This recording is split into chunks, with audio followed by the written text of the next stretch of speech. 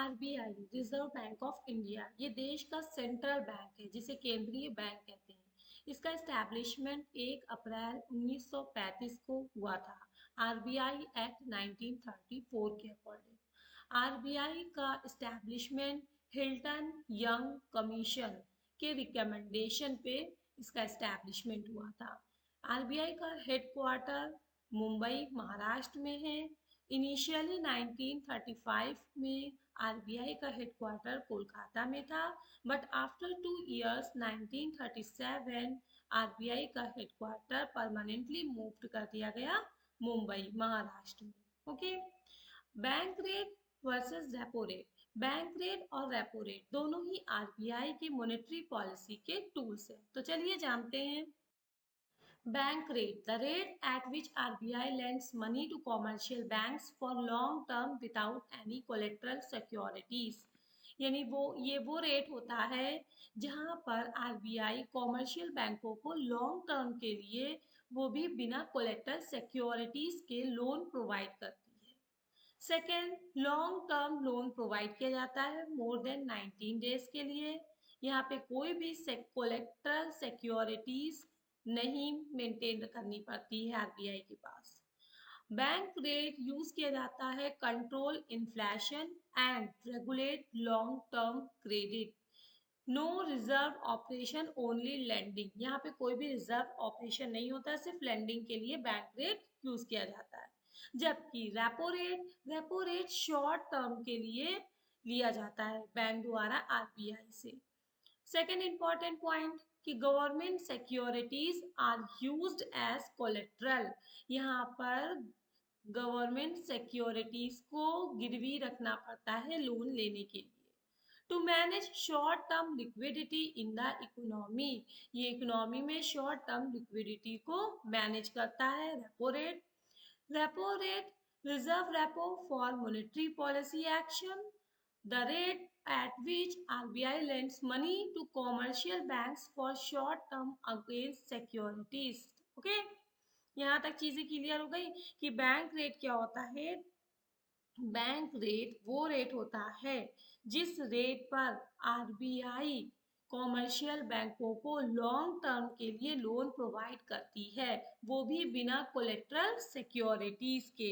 यहाँ पे किसी भी तरह का कोलेट्रल सिक्योरिटीज आरबीआई के पास नहीं रखना पड़ता है। जबकि रेपो रेट वो रेट होता है जो आरबीआई से शॉर्ट टर्म के लिए लिया जाता है। प्लस यहाँ पर गवर्नमेंट सिक्योरिटीज को कोलेट्रल सिक्योरिटीज के फॉर्म में आरबीआई के पास रखना पड़ता है, यानी सरकारी प्रतिभूतियां गिरवी रखनी पड़ती हैं आरबीआई के पास लोन के लिए। ओके, रेपो रेट 1 दिन से 90 दिन तक के लिए लिया जाता है, जबकि रेपो बैंक रेट ये 19 डेज से ज्यादा के लिए 1 साल के लिए लिया जाता है। ओके, 90 दिन या इससे ज्यादा 1 साल ऐसे लिया जाता है। यानी कुल मिला के हम कह सकते हैं कि रेपो रेट शॉर्ट टर्म के लिए होता है, जबकि बैंक रेट लॉन्ग टर्म के लिए लिया जाता है। दूसरा इंपॉर्टेंट पॉइंट कि रेपो रेट पे जो हम लोन लेता है, सॉरी बैंक लोन लेता है, वहां पर उसको कोलेट्रल सिक्योरिटीज रखनी पड़ती है, गवर्नमेंट सिक्योरिटीज गिरवी रखनी पड़ती है। बट बैंक रेट से पे जब आरबीआई से लोन लेते हैं तो वहां पर किसी भी तरह का कोलेट्रल सिक्योरिटीज नहीं रखनी पड़ती है। आई होप बैंक रेट और रेपो रेट दोनों ही चीजें आप लोगों को अच्छे से समझ में आ गई होंगी।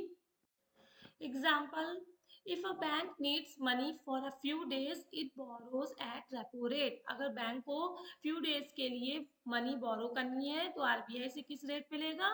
रेपो रेट पे लेगा। But if it needs money for months और years it borrows at bank rate. But उसे अगर मंथ्स और ईयर्स के लिए चाहिए तो किस रेट पे लेगा? आरबीआई से बैंक रेट पे लेगा। ओके, यहाँ तक सारी चीजें क्लियर हो गई। अब हम जान लेते हैं कि आरबीआई इन दोनों को क्यों बदलता है। रेपो रेट अगर बढ़ेगा इसका मतलब है कि बैंक महंगा लोन लेंगे, है ना? यही चीज तो है कि अगर रेपो रेट बढ़ेगा तो बैंक को महंगा लोन मिलेगा। जब बैंक को महंगा लोन मिलेगा तो जनता को ऑटोमेटिक लोन महंगा मिलेगा। जब लोन महंगा मिलेगा तो खर्च कम हो जाएगा और खर्च कम होने से महंगाई कम हो जाएगी। इसी के अपोजिट अगर रेपो रेट घटेगा तो क्या होता है, लोन सस्ता हो जाएगा, लोन सस्ता होगा तो खर्च बढ़ेगा, खर्च बढ़ेगा तो क्या इससे क्या होगा, ग्रोथ बढ़ेगी। सेकंड, अगर बैंक रेट की बात करें, बैंक रेट बढ़ेगा तो बैंकों को लॉन्ग टर्म्स लोन महंगे मिलेंगे, महंगे मिलेंगे लोन तो महंगाई को कंट्रोल किया जा सकता है। इसी के अपोजिट अगर बैंक रेट घटे तो बैंकों को राहत मिलेगी, बैंकों को राहत मिलेगी तो मार्केट में निवेश यानी इन्वेस्टमेंट ऑटोमेटिक बढ़ने लगेगा।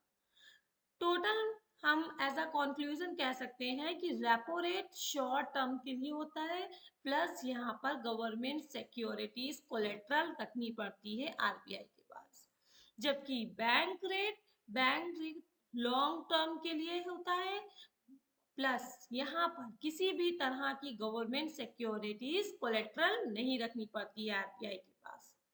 रेपो रेट से लिक्विडिटी को कंट्रोल किया जाता है मार्केट में, इकोनॉमी में, जबकि बैंक रेट से इन्फ्लेशन कंट्रोल किया जाता है। ओके, यहाँ तक सारी चीजें क्लियर हो गई कि बैंक रेट क्या होता है और रेपो रेट क्या होता है। मिलते हैं नेक्स्ट वीडियो में। वीडियो अच्छी लगी हो तो लाइक शेयर और सब्सक्राइब करना ना भूलिएगा। Thanks for watching my video.